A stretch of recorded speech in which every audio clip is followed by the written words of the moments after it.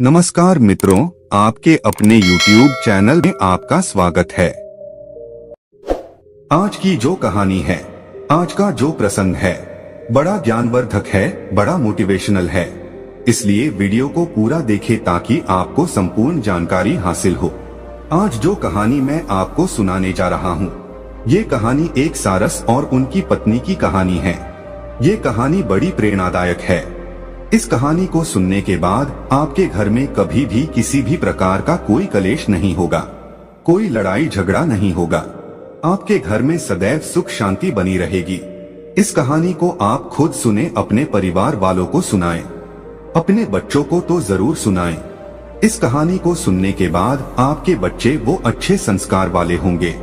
आपके बच्चे कभी भी कोई गलत ऐसा कार्य नहीं करेंगे जिनकी वजह से अपने माता पिता का सर नीचे को झुक जाए। इसलिए अपने बच्चों को इस कहानी को जरूर सुनाएं। कहानी शुरू करने से पहले जो लोग हमसे नए जुड़े हैं वो हमारे चैनल को सब्सक्राइब करें। शुरू करते हैं आज की प्यारी सी कहानी। एक पानी के तालाब के किनारे एक सारस का जोड़ा रहता था। उनका जीवन बड़ा सुखमय था। वो दिन भर पानी में अपना पेट भरते, अपना भोजन खाते। उसके बाद पानी के किनारे पर वहीं पे बैठ जाते। कहीं दूर जाने की जरूरत नहीं थी। इसी तरीके से उनकी दिनचर्या चल रही थी। उनका जीवन व्यतीत हो रहा था। कुछ दिन को बाद में सारस की पत्नी गर्भवती हो जाती है और जब वो गर्भवती होती है तो वो अपने पति से कहती है कि पिया जी, अब हमें यहाँ से कहीं दूर चलना चाहिए। हमें किसी ऐसी स्थान की तलाश कर दीजिए जहाँ पर हम सुकून से रह सके और लंबे समय तक रह सके, क्योंकि आज के बाद सिर्फ आप ही भोजन लेके आओगे। मैं सिर्फ अपने अंडों पे बैठूंगी। आप हमें और हमारे बच्चों को भोजन लाके देंगे, तभी हम भोजन खा पाएंगे। तो हमें ऐसे स्थान की जरूरत है जहाँ पे हमें भरपेट भोजन मिले, पौष्टिक भोजन मिले।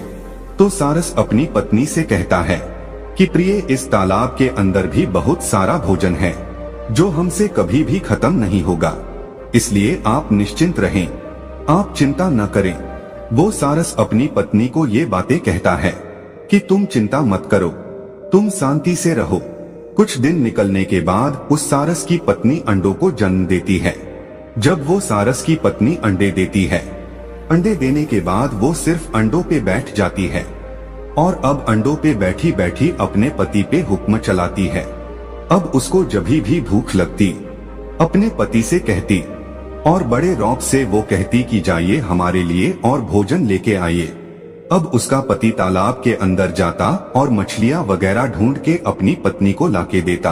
अब उस सारस की पत्नी जैसे ही उसका पति भोजन लाके देता, वो तुरंत खा जाती और फिर से अपने पति को हुक्म देती कि अभी मेरा पेट नहीं भरा है, इसलिए आप और भोजन लेके आओ। तो उनका पति फिर से जाता और फिर से ढूंढ करके अपनी पत्नी के लिए वो भोजन ले गया था।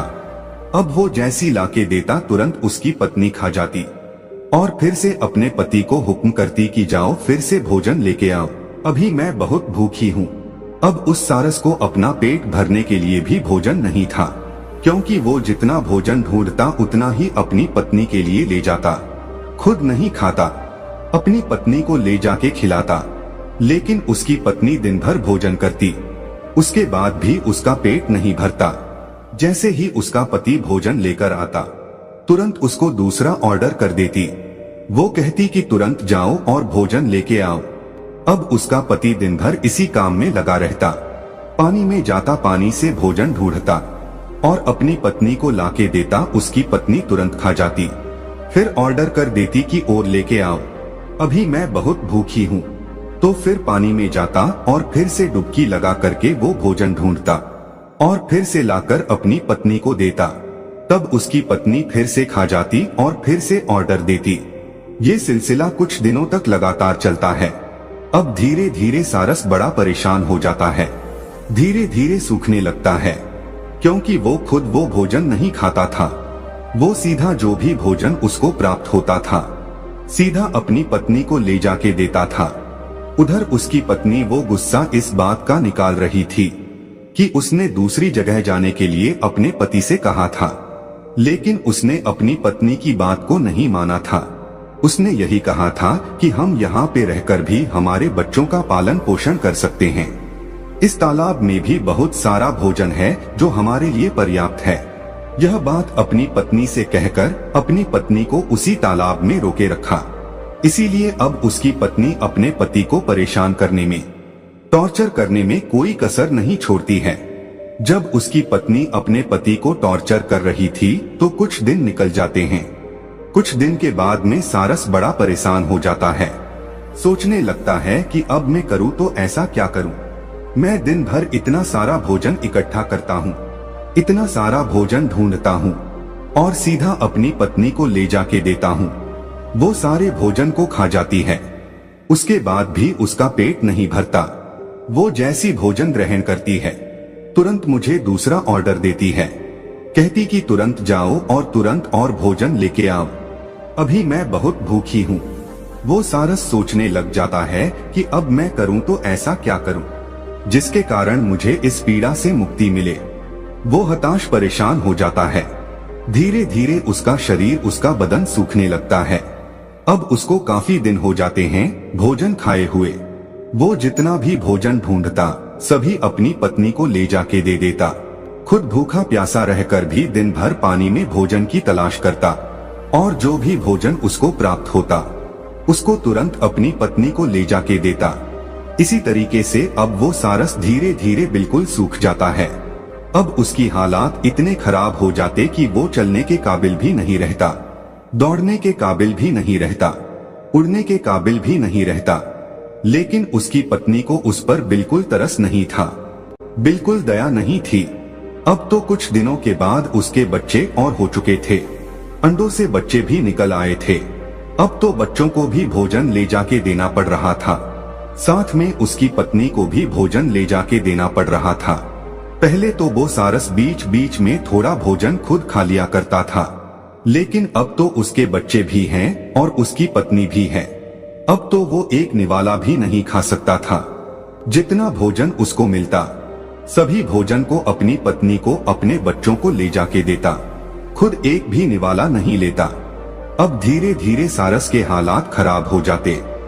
अब वो बिल्कुल सूख जाता है, बिल्कुल हड्डियों का ढांचा बन जाता है। कहते हैं ना कि भूखा भजन ना हो गोपाला, ये पकड़ 3 कंठी माला। क्योंकि भूखे रहकर कोई भी जीव जंतु किसी भी कार्य को नहीं कर सकता। इसी तरीके से अब उस सारस की हालत इतनी खराब हो जाती है कि वो नहीं तो चल सकता, नहीं उड़ सकता, कुछ नहीं कर सकता था।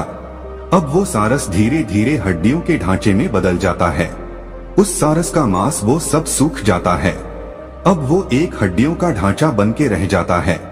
जब वो सारस हड्डियों का ढांचा बन जाता है, उसकी क्षमता नहीं रहती है। तब वो अपनी पत्नी से कहता है कि प्रिय, अब मैं सिर्फ कुछ दिनों का मेहमान हूँ। अब आप यदि मुझे टॉर्चर ना करें तो आपकी बड़ी कृपा होगी। अब तो बच्चे भी बड़े हो चुके हैं।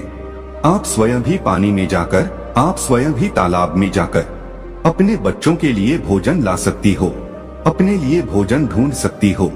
अब मैं सिर्फ कुछ ही दिनों का मेहमान हूँ। आप अच्छे से रहना और अपने बच्चों का अच्छे से लालन पालन करना। इतनी बात वो सारस अपनी पत्नी से कहता है। तब उसकी पत्नी कहती है, क्या तुम अभी मरने वाले हो?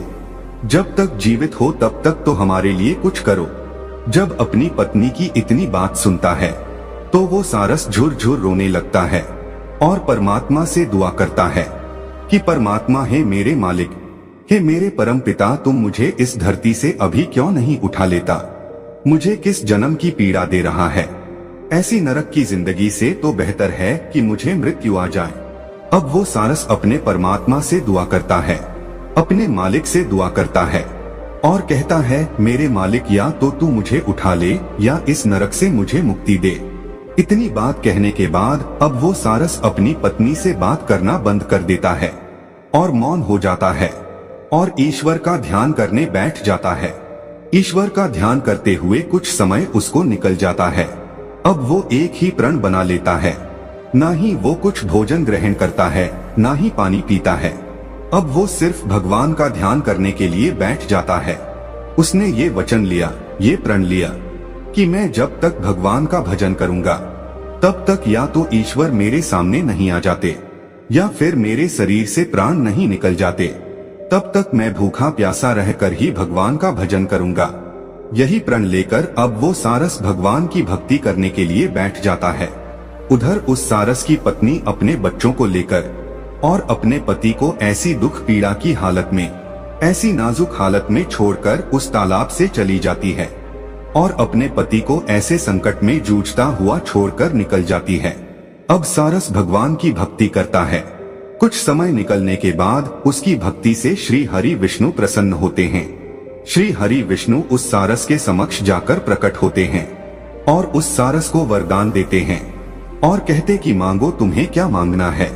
जब सारस श्री हरि विष्णु से कहता है कि प्रभु मुझे मेरी पत्नी का साथ दे दीजिए, वो सारस तब भी यही मांगता है, उसको और कुछ सूझता ही नहीं है। वो सिर्फ यही मांग पाता है कि मुझे मेरी पत्नी का साथ दे दीजिए। तो श्री हरि विष्णु कहते हैं कि तथास्तु, ऐसा ही होगा। वो सारस मांगना तो कुछ और चाहता था, लेकिन उसके मुख से यही निकलता है कि प्रभु मुझे मेरी पत्नी का सहारा दे दीजिए, मेरी पत्नी का साथ दे दीजिए। श्री हरि विष्णु ये आशीर्वाद देते हैं कि तथास्तु, ऐसा ही होगा। अब वो सारस अपनी पत्नी का सानिध्य पाता है। फिर से उसकी पत्नी उसको मिल जाती है। श्री हरि विष्णु की कृपा से उसके बच्चे और उसकी पत्नी उसको फिर से मिल जाती है और वो अपनी पत्नी के साथ दुख पीड़ा झेलता हुआ अपना जीवन व्यतीत करता है। और एक दिन ऐसा आता है कि वो सारस मृत्यु को प्राप्त हो जाता है। दोस्तों, आज भी सारस जो है, अंडे देने के बाद कभी भी भोजन लेने के लिए नहीं जाती। वो सिर्फ अंडों पर बैठी रहती है, हमेशा 24 घंटे। उसका पति ही उसको भोजन लाके देता है और जब उसके अंडों से बच्चे निकलते हैं, तब भी उस सारस का पति अपनी पत्नी को और अपने बच्चों को पानी से भोजन ढूंढ के लाता है और अपनी पत्नी को अपने बच्चों को भोजन खिलाता है। वो तब तक खिलाता है जब तक सारस के बच्चे खुद भोजन ढूंढने और खुद पानी में उतरने के काबिल नहीं हो जाते। तब तक सारस अपनी पत्नी को और अपने बच्चों को स्वयं भोजन लाके खिलाता है, क्योंकि ये श्री हरि विष्णु के एक आशीर्वाद के कारण हुआ है। उस वक्त यदि वो सारस कुछ और मांग लेता तो हो सकता है वो अपने बच्चों का, अपनी पत्नी का लालन पालन नहीं करता, लेकिन उसने श्री हरि विष्णु से यही मांगा कि प्रभु मुझे मेरी पत्नी का साथ चाहिए। तो भगवान ने उनको ये आशीर्वाद दे दिया कि तथास्तु, ऐसा ही होगा। उसके बाद से सारस कभी भी आपको अकेली नहीं मिलेगी, वो हमेशा जोड़े में मिलेगी। जहाँ भी आपको नजर आएगी वो जोड़े में नजर आएगी। अकेली सारस आपको कहीं पे भी ढूंढने को नहीं मिलेगी। दोनों पति पत्नी का जोड़ा आपको हमेशा नजर आएगा। और जब वो अंडे देती है तो खुद अंडों पे बैठ जाती है और सारस अपनी पत्नी के लिए भोजन ढूंढ के लाता है और खिलाता है। इसी तरीके से उनका जीवन व्यतीत होता है। दोस्तों, ये कहानी अब समाप्त होती है। तो दोस्तों, यह कहानी आपको कैसी लगी हमें कमेंट सेक्शन में जरूर बताना और अच्छी लगी हो तो इस चैनल को सब्सक्राइब जरूर कर लेना।